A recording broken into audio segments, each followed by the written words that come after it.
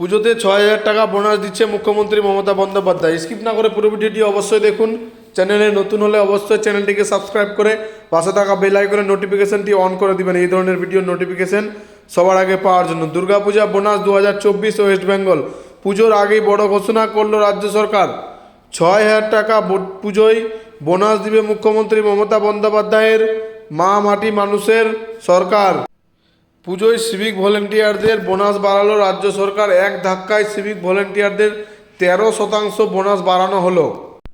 নবান্ন তরফে সরকারি বিজ্ঞপ্তি জারি করে জানানো হয়েছে, বর্তমান বছরে সিভিকদের 13% বোনাস বৃদ্ধির সিদ্ধান্ত নিয়েছে রাজ্য সরকার। জানিয়ে রাখি, শুধু সিভিক ভলেন্টিয়ারদের বোনাস বৃদ্ধি নয়, পাশাপাশি এই বোনাস বৃদ্ধির সুবিধে পাবেন ভিলেজ পুলিশরাও।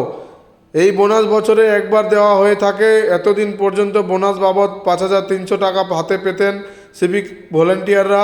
এবার থেকে লাফে সেই ভাতা বাড়ল অনেকটাই।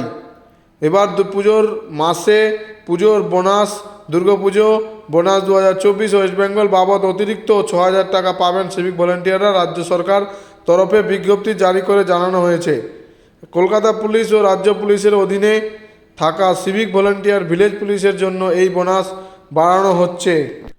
এই বছর দুর্গাপূজার মাসে সিভিক ভলেন্টিয়ারদের বোনাস বাড়ল 700 টাকা, অর্থাৎ এবার পুজো বোনাস বাবদ 6,000 টাকা করে পাবেন সিভিক ভলেন্টিয়াররা।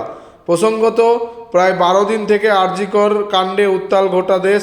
হাসপাতালে কর্মরত 31 বছর বয়সী মহিলা চিকিৎসককে খুনের ঘটনায় তোলপাড় গোটা বাংলা।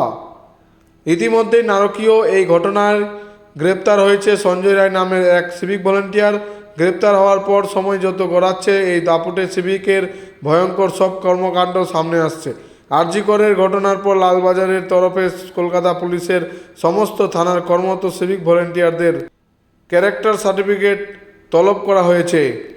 এর আগেও বহুবার সিভিকদের দাদাগিরি নানা নিদর্শন দেখেছে রাজ্যবাসী, যা নিয়েও জোর বিতর্ক হয়েছিল। আর এই সব কিছুর মধ্যেই সিভিক ভলেন্টিয়ারদের পুজোর বোনাস বাড়ালেন মুখ্যমন্ত্রী মমতা বন্দ্যোপাধ্যায়ের নেতৃত্বাধীন তৃণমূল সরকার।